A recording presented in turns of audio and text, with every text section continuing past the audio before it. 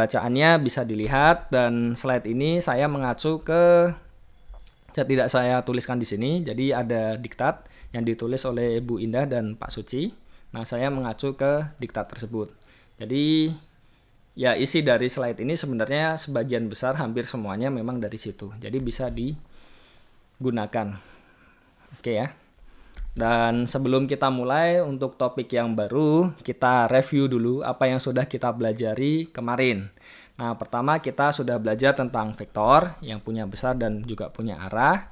Dan kita belajar dulu di R2 ya. Kita lihat kasus di R2 bagaimana. Oh, ternyata kita punya norm seperti ini. Nah, selanjutnya kita juga bisa kembangkan di R3 dengan cara yang sama, ya kan? Jadi bisa dilihat ya, pengembangannya itu sebenarnya ya sama, sangat mirip sekali. Kita sudah bahas juga penjumlahannya. Jadi ini pengembangan untuk yang di R3, untuk yang di R2 otomatis ada 2 komponen saja. Jadi penjumlahan dan perkaliannya sederhana sekali dan make sense ketika mengembangkan ke R3. Penjumlahan dan perkaliannya jadi seperti ini. Maksud saya perkalian dengan skalar. Oke, untuk sifat-sifatnya ternyata sifat yang di R2 juga berlaku di R3. Ya, jadi yang berhubungan dengan perkalian skalar tadi dan penjumlahan itu semua berlaku juga di R3. Dan kita juga sudah bahas tentang panjang, vektor, dan jarak. Dan nantinya kita juga sudah membahas tentang sudut ya. Dan didefinisikan jarak itu norm dari A dikurang B. Dan bisa dilihat konsep dari jarak itu kan ya jarak seperti biasa, dan panjang itu sebenarnya jarak vektor tersebut ke 0. Nah, di sini baik sekali ya. Yang nomor 2 di sini bisa dilihat ya, ini interpretasinya jarak, ini juga jarak.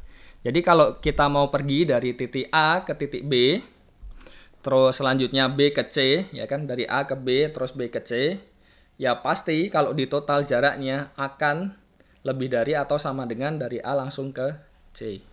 Kenapa? Karena andaikan dia kurang dari itu jadi aneh, karena ada path yang dari A, B, C kan.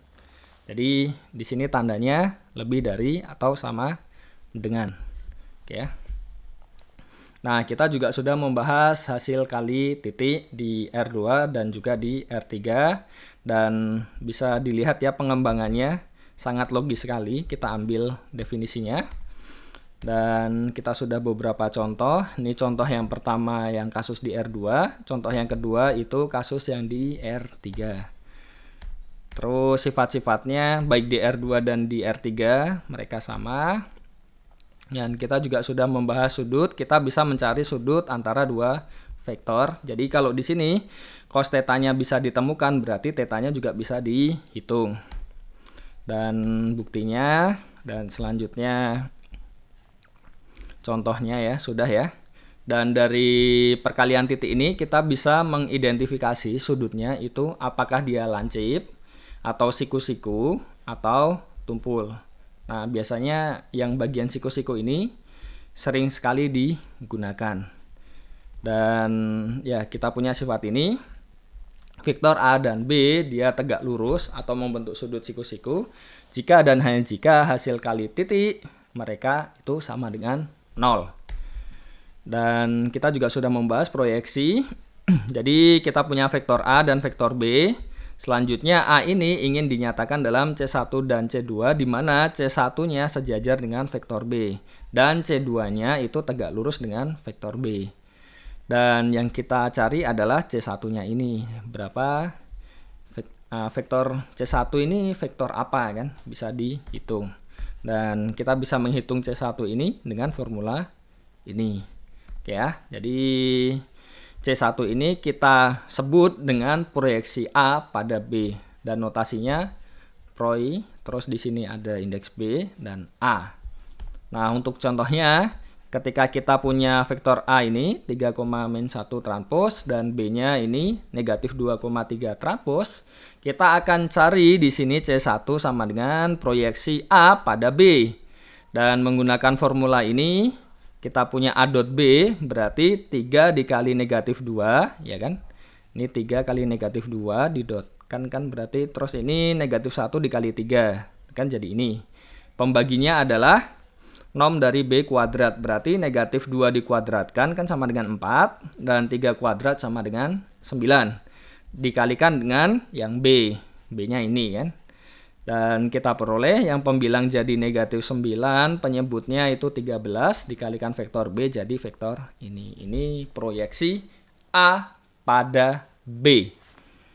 Oke, kita lanjut. Kita juga sudah membahas hasil kali silang di R3. Jadi ini sesuatu yang tidak ada di R2.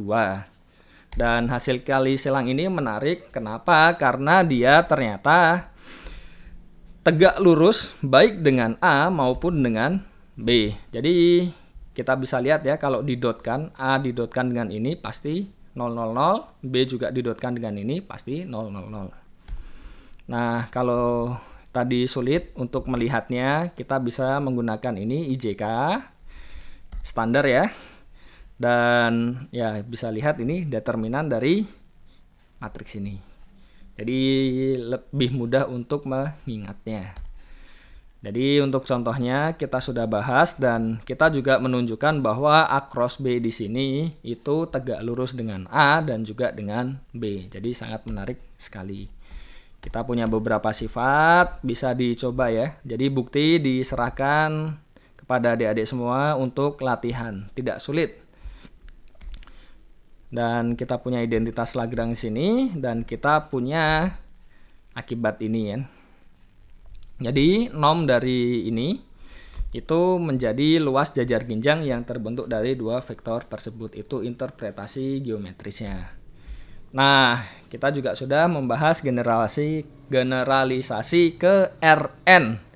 Nah, di situ idenya adalah tadi kan kita sudah bisa mengembangkan dari R2 ke R3. Jadi yang 2 ke yang 3. Nah, selanjutnya mungkin tidak kita mengembangkan dari R3 ke R4. Dan jawabannya mungkin dan sangat bisa. Dan selanjutnya 4 ke 5 bisa kan? 5 ke 6 bisa. Nah, bagaimana kalau kasus yang paling umum? Jadi kasusnya di sini untuk setiap bilangan asli N. Jadi Rn itu nanti sifatnya seperti apa? Nah, itu menarik sekali. Kenapa? Karena ketika kita berbicara ini dan N-nya khusus itu kan akan kembali ke ya beberapa yang sudah kita bahas di awal tadi di R2 dan R3. Oke ya. Nah, untuk definisi vektornya, bentuk vektornya kan sama saja kan? Komponennya kita tambah sampai N. Jadi tergantung N-nya ini berapa. Dan untuk nomnya itu mirip sekali ya. Jadi ya tambahkan saja komponennya kan. Dan penjumlahannya, pengurangannya, jadi masing-masing yang bersesuaian kita jumlahkan. Kalau yang perkalian dengan skalar, masing-masing entry-nya dikalikan dengan skalar tadi. Nah, untuk sifat-sifatnya bisa dicoba dibuktikan. Ketika dia di Rn apa yang terjadi sebagai latihan ya, bisa dicoba. Dan tidak sulit ini untuk menunjukkannya, proposisi 7.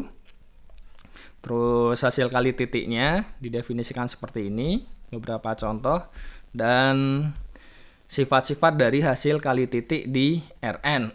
Ini bisa ditunjukkan sendiri ya, tidak sulit, sederhana sekali ini. Oke, dan kita juga bisa menghitung sudut antara dua vektor di Rn. Jadi tidak hanya berhenti di itu semua tadi, tapi juga bisa menghitung sudutnya. Otomatis bisa menghitung proyeksinya juga kalau diinginkan.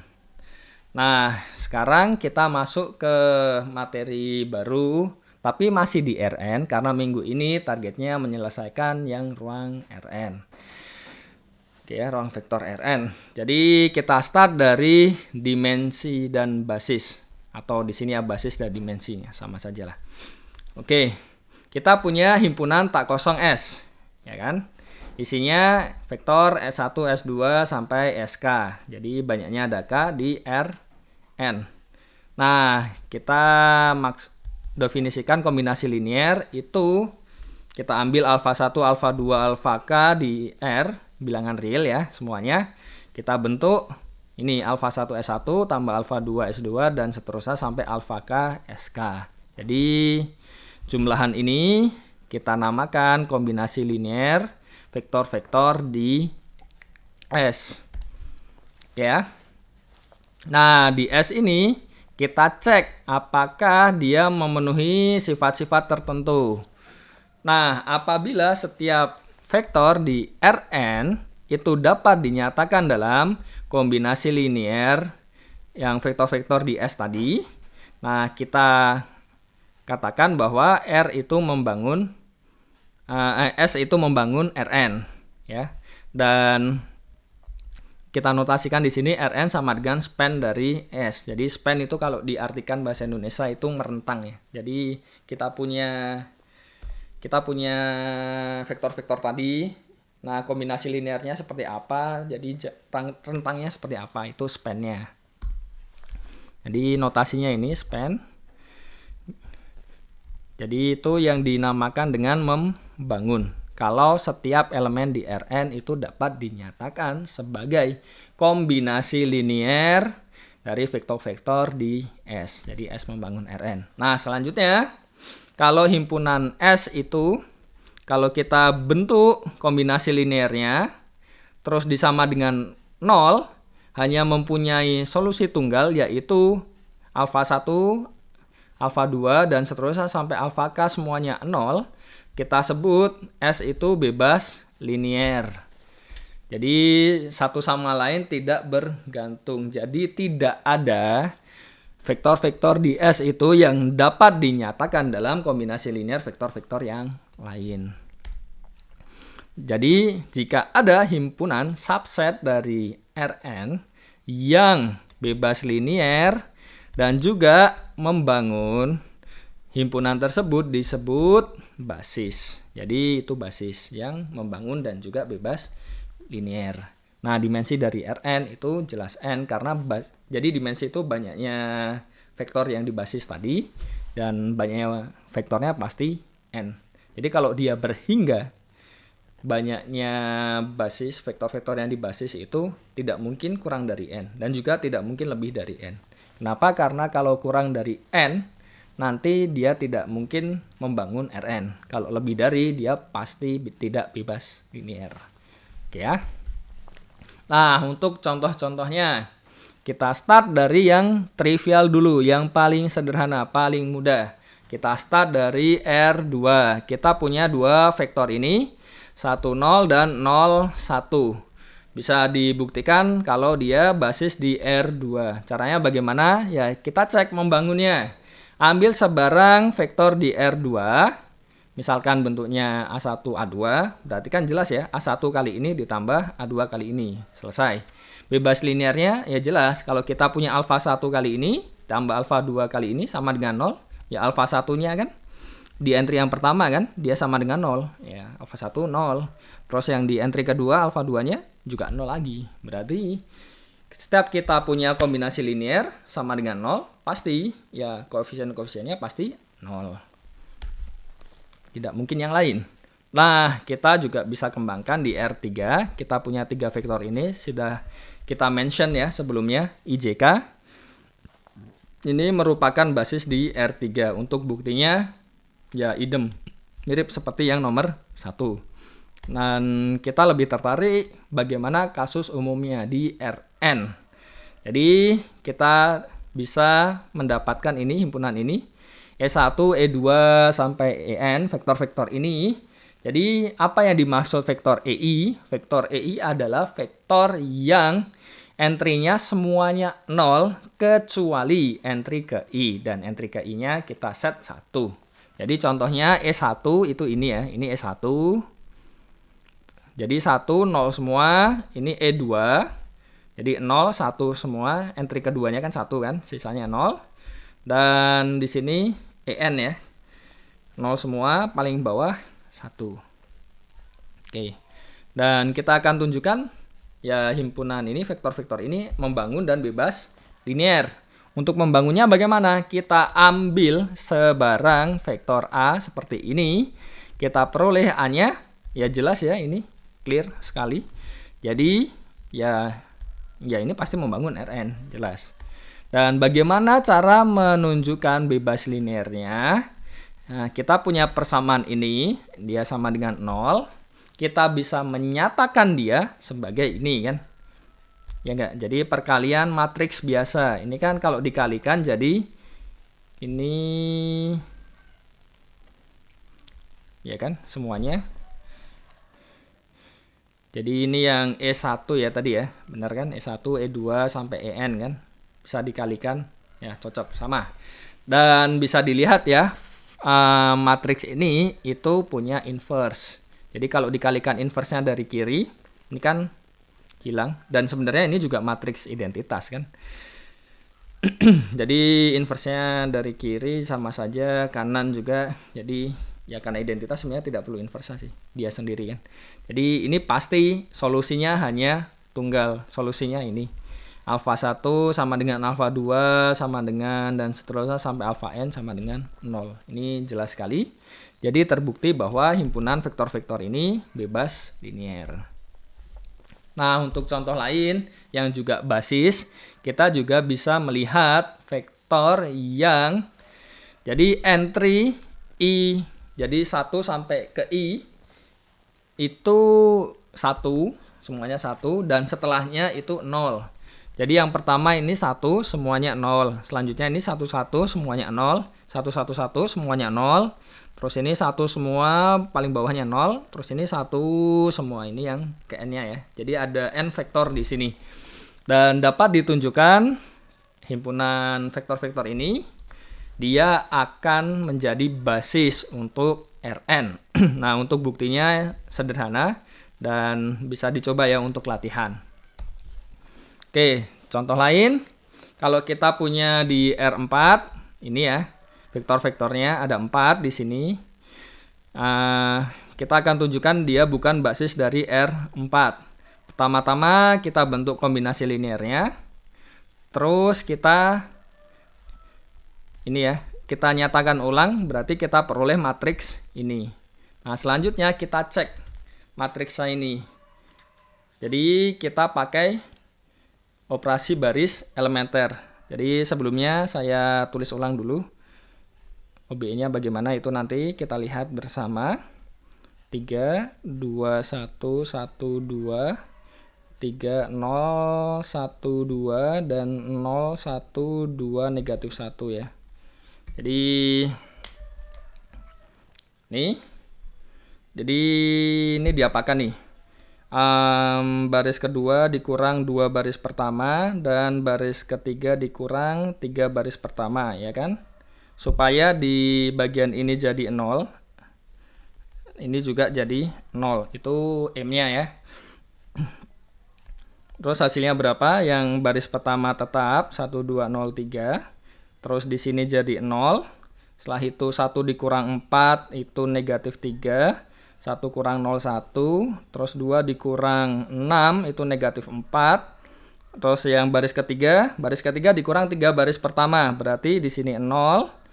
0 dikurang 6, negatif 6. 1 dikurang 0, 1. Terus 2 dikurang 9 ya.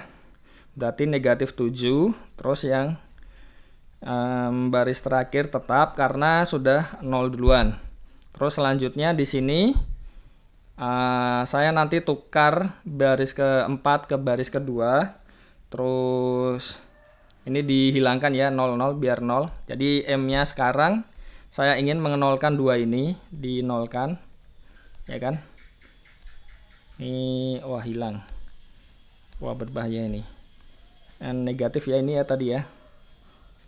Ya kan? Betul. Oke. Jadi targetnya sekarang mengenolkan yang bagian ini. Oke. Apa yang kita lakukan berarti baris ke 2 ditambah 3 baris keempat, terus baris ke 3 ditambah 6 baris keempat, dan baris keempat tukar dengan baris kedua. Berarti jadi apa di situ? Kita punya baris pertama tidak kita apa-apakan. 1, 2, 0, 3. Terus ini 0. Itu kan 0 ya. 3 kalinya ini 6 tambah 1, 7. Ini 3 kalinya negatif 3 tambah negatif 4, negatif 7. Terus ini 0, 0. Jelas ya.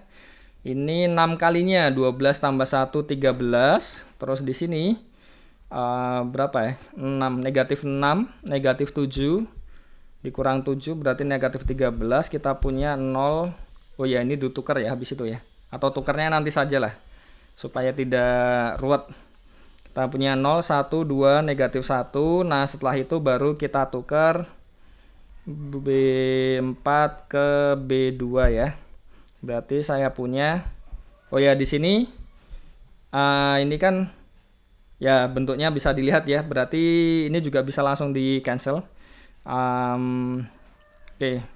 Jadi B2-nya juga bisa dikurang 1/13 B3 kan. Berarti bisa dilihat ini 1, 2, 0, 3. Terus ketika ditukar jadi 0, 1, 2, negatif 1. Terus yang baris keempat kan ketiga tetap ya, nggak diapa-apakan, negatif 13. Terus habis itu yang ini 0 semua kan, ke cancel itu. Dan ini saya ingin baris ketiga dikali 1/13 supaya jadi 1, lebih mudah. 1, 2, 0, 3, 0, 1, 2, negatif 1, 0, 0, 1, negatif 1 ya, 0, 0, 0, 0 kan di situ. Terus coba nolkan yang ini ya, targetnya ngenolkan yang 2 ini, terus habis itu juga ngenolkan yang 2 di atasnya. Jadinya bagaimana? Ini baris ke berapa ini? 2 dikurang 2 baris ketiga ya berarti ya. Jadi ini baris pertama belum diapa-apakan, 1, 2, 0, 3. Terus selanjutnya saya punya 0, 1 ya kan. Di situ berarti ini dikalikan 2 dikurang 2, 0 ya. Terus negatif 1. Atau kita berhenti di sini saja sebenarnya nggak ada masalah sih. Jadi bisa dilihat ya, yang bagian akhirnya di sini. Nih ya. Jadi kalau kita lanjutkan lagi mereduksi yang bagian atasnya tadi, nanti kita peroleh seperti ini. Tapi berhenti di yang kita tadi juga tidak ada masalah. Jadi tidak harus sampai yang tereduksi juga. Oke. Ini harusnya tereduksi ya, bukan terseduksi. Ada typo sedikit. Dan dari sini kita bisa lihat ya, tidak semua kolomnya memuat satu utama. Jadi kolom keempat dapat dinyatakan sebagai kombinasi linear dari kolom-kolom yang lain. Jadi contohnya kalau kita lihat di sini tadi, kita bisa misalkan ya, kita ambil alfa 4-nya misalkan 1. Kita punya kan dari ini kan berarti alfa 3 sama dengan alfa 4. Berarti 1 juga. Terus di sini alfa 2 tambah 2 kurang 1 kan 0, berarti alfa 2-nya negatif 1. Terus selanjutnya terlihat nggak nih di Oke, saya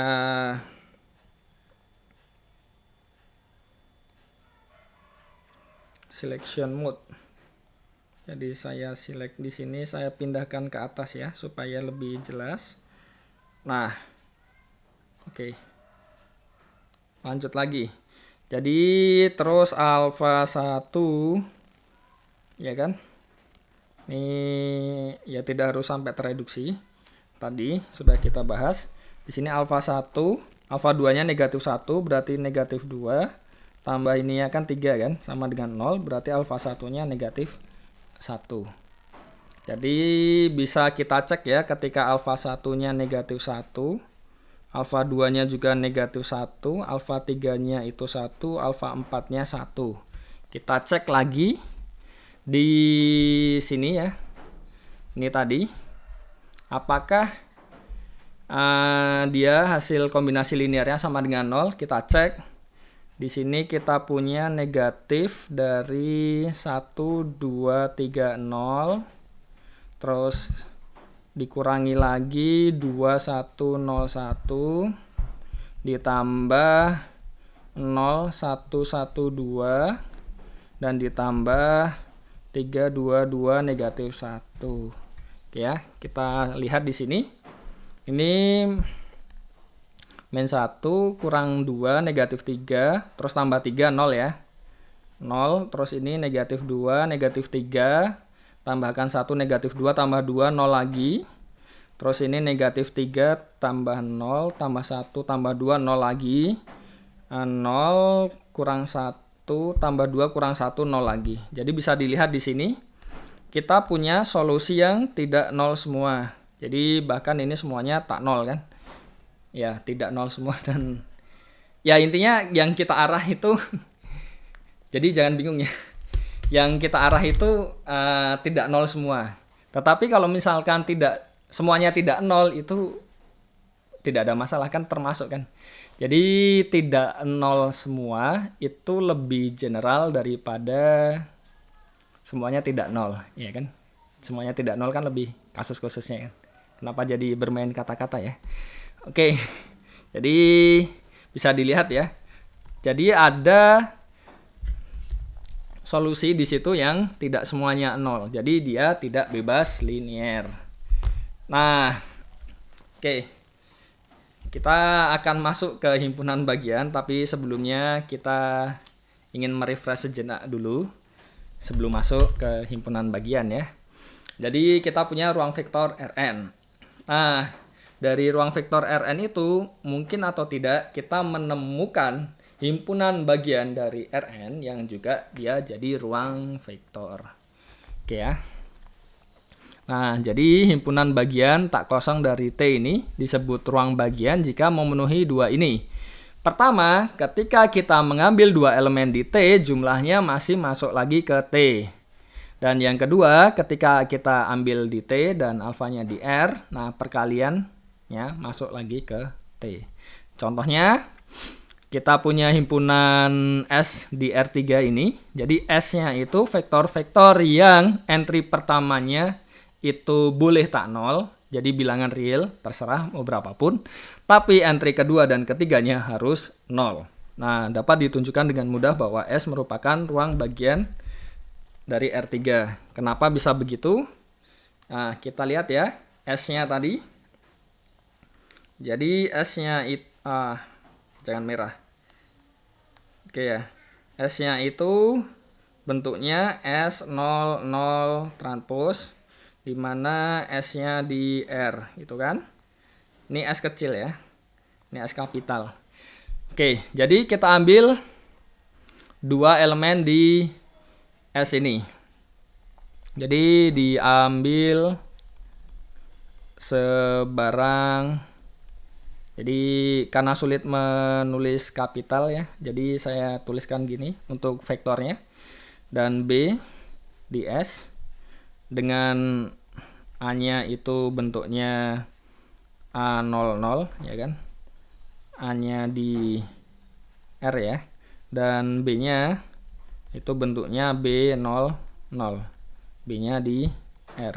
Bisa kita lihat A ditambah B itu akan sama dengan A ditambah B, terus ini 0, 0. Dan jelas dia di S, ya kan? Terus yang kedua, diambil lagi sebarang K-nya di R dan A-nya di S. Apa yang kita punya? A-nya sama ya bentuknya seperti yang di atas tadi. Kita peroleh K dikali A, berarti jadi apa? Di sini KA 0, 0. Dan jelas ya di sini balik lagi ke R. Karena bilangan real kali bilangan real ya jelas real, dan ini di S. Jadi kita peroleh S itu ruang bagian di R3. Oke. Nah, oke, untuk soal latihannya, jadi ini bisa dikerjakan untuk mendapatkan nilai bonus, bukan yang tugas individu. Jadi kalau ingin mengerjakan nanti bisa dinilaikan untuk yang nilai bonus. Oke ya. Jadi nomor 1 kita sudah bahas tentang besar, jarak, bisa dicoba ya. Formulanya tidak sulit. Perkalian titik juga kan. Dan cek bebas linear seperti tadi ya. Bisa dicoba. Dan yang kedua, ini semuanya sudah kita bahas, cross product, jumlahan. Terus cek juga bebas linear dan membangunnya. Apakah dia bebas linear dan membangun? Ini vektornya di R3 untuk latihan ya. Oke, ini beberapa sifat di Rn, buktikan. Jadi gunakan definisinya saja. Terus nomor 4, ini lagi ya, gunakan definisi subruang tadi. Cek apakah ketika dua elemen di T jumlahannya masuk lagi ke T. Dan juga cek ketika kita punya skalar K di R dan ya vektor di T, apakah perkalian dua itu masuk lagi ke T. Cek lagi. Dan ini sifat yang penting ini tentang ortogonal itu maksudnya tegak lurus. Jadi yang hasil kali titiknya 0 tadi. Terus ini juga yang jadi ini untuk menguji pemahaman terhadap span ya. Yang berbeda cuma yang bagian akhirnya. Jadi ini C kali sesuatu. Terus ini ya yang saling tegak lurus. Ternyata dia bebas linear, tunjukkan. Dan yang terakhir ya menguji pemahaman terhadap span. Oke ya, selesai ya. Oke. Nah, sekian video perkuliahan pada hari ini. Semoga bisa mengikuti. Jadi bisa disimpulkan untuk yang tugas individu sampai pertemuan kedua ini masih belum ada. Yang ada bisa nyicil itu tadi soal-soal latihan, bisa cek buat latihan sendiri. Jadi asumsi saya adik-adik semua kan sudah dewasa, mahasiswa kan ada mahanya. Jadi ya namanya mahasiswa kan harus ya berbeda treatmentnya dengan yang siswa sekolah. Jadi ada rasa tanggung jawab di situ. Jadi sudah mulai dilatih dari sekarang. Jadi tolong bertanggung jawablah dengan perkuliahan dan bertanggung jawablah dengan apa yang kalian pilih. Oke ya. Dan kalau misalkan ada pertanyaan seperti kemarin lagi ya. Jadi setiap kelompok itu bertanya minimal 1. Jadi baik sekali ya ketika kita kuliah tidak hanya sekedar mendengarkan tetapi juga bisa aktif berdiskusi. Itu sangat baik.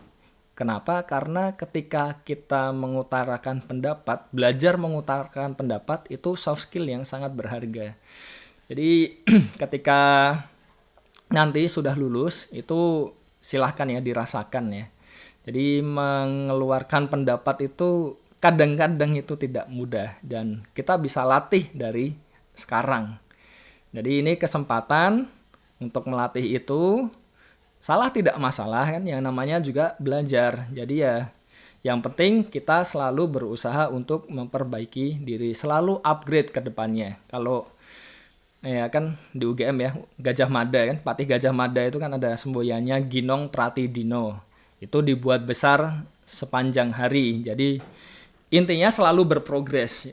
Jadi kita harus menjadi pribadi yang lebih baik dari yang sebelumnya. Kalau dalam agama saya kan juga diajarkan kalau kita itu hari esok lebih baik dari hari sekarang itu baru yang beruntung. Kalau misalkan hari ini hari esok sama dengan hari ini itu kan rugi, dan kalau sampai lebih buruk itu celaka. Jadi ya supaya beruntung kita harus selalu upgrade diri supaya menjadi lebih baik.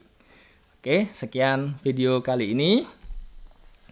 Jika ingin subscribe silahkan. Saya dan istri saya akan sangat berterima kasih karena sudah support. Kalau tidak juga tidak ada masalah. Karena memang ya tidak ada paksaan untuk itu semua. Jadi semua ya kita harus senang kan dalam melakukan sesuatu. Jadi saya tidak mau memaksa siapapun. Oke, sekian video kali ini. Semoga bermanfaat. Sampai jumpa lagi di video selanjutnya minggu depan. Jangan lupa sebentar lagi ujian. Tidak lama ya. Oke, sekian video kali ini. Wassalamualaikum warahmatullahi wabarakatuh.